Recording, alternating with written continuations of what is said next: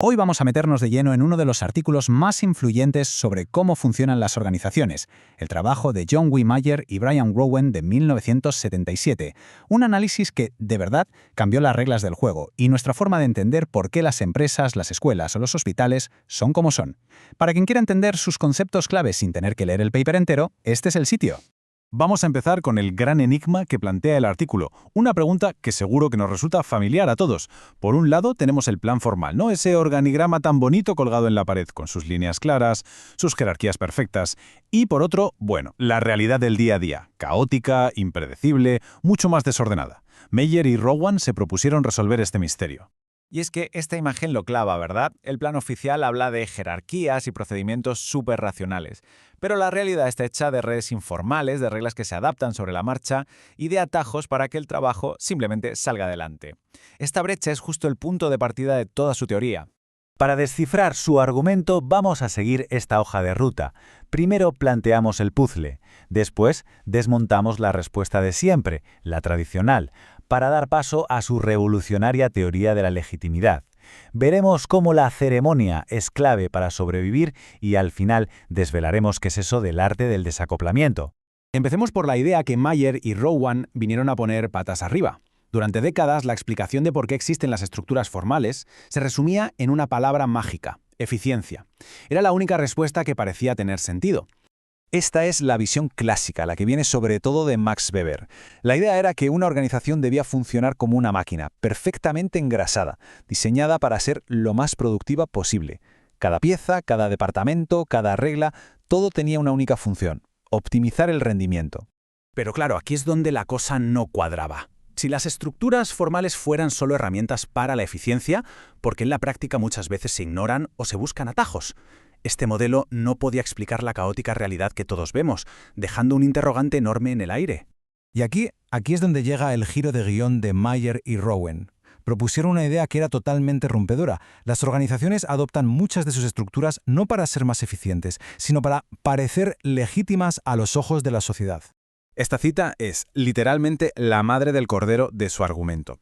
La clave es que al adoptar ciertas estructuras que se consideran correctas o modernas, una organización se gana la confianza de su entorno, y esto a su vez le da acceso a recursos, a apoyo y, lo más importante, aumenta sus posibilidades de sobrevivir, de igual si esas estructuras mejoran o no su rendimiento real. Para entenderlo, introducen un concepto clave: los mitos racionalizados. Y ojo que la palabra mito aquí no significa que sea mentira, no. Son más bien como las recetas, las ideas que todo el mundo da por buenas sobre cómo debe ser una organización seria y profesional. Ideas tan aceptadas que nadie se las cuestiona. Aquí tenemos ejemplos muy concretos que vemos todos los días. Tener un departamento de I+D, un programa de seguridad o contratar personal certificado. Son cosas que se esperan de una organización moderna.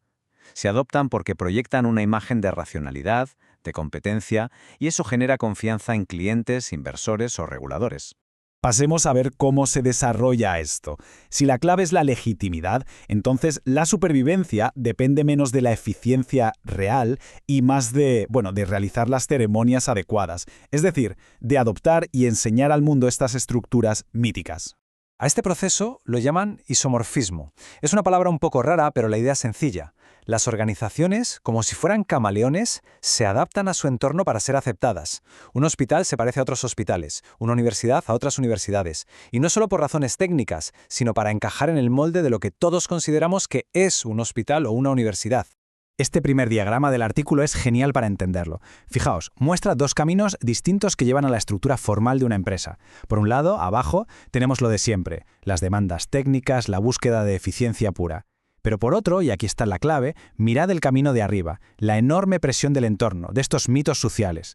El diagrama nos enseña que ambos caminos, tanto el práctico como el social, acaban creando las estructuras que vemos. Y este segundo diagrama va un paso más allá. Fijaos en las dos flechas que apuntan a la supervivencia.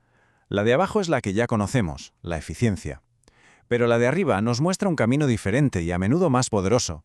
La conformidad con los mitos lleva a la legitimidad y a los recursos. Y esa legitimidad, como muestra el esquema, es un camino directo hacia la supervivencia. A veces, parecer correcto es más seguro que ser eficiente. Esto nos lleva a la pregunta del millón. la más práctica. ¿Y cómo se las arregla una organización para gestionar esa tensión entre las exigencias ceremoniales para parecer legítima y las necesidades técnicas para sacar el trabajo adelante? Pues la respuesta es el desacoplamiento. El desacoplamiento es, en esencia, crear una brecha a propósito entre la fachada pública y la maquinaria interna. La organización mantiene las estructuras formales para satisfacer las expectativas de fuera, pero permite que el trabajo del día a día se haga de una manera mucho más flexible e informal para ser eficaz. Esta tabla lo resume de maravilla. Por un lado tenemos el escenario, las reglas ceremoniales que se muestran al público para cumplir con el mito. Por otro, lo que pasa detrás del telón, el trabajo técnico real, que se centra en la eficiencia y en lo práctico. Y ambas cosas coexisten en la misma organización. Y el propio artículo nos da ejemplos muy claros.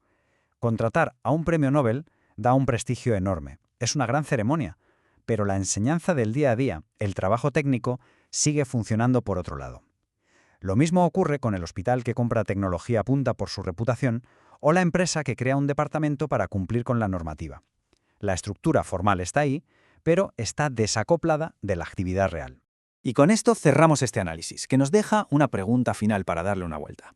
La próxima vez que alguien observe un organigrama o un procedimiento formal, vale la pena plantearse, ¿está ahí para hacer el trabajo más eficiente o para contar una historia convincente al mundo exterior? La respuesta, como vieron Meyer y Rowan, suele ser una fascinante mezcla de ambas.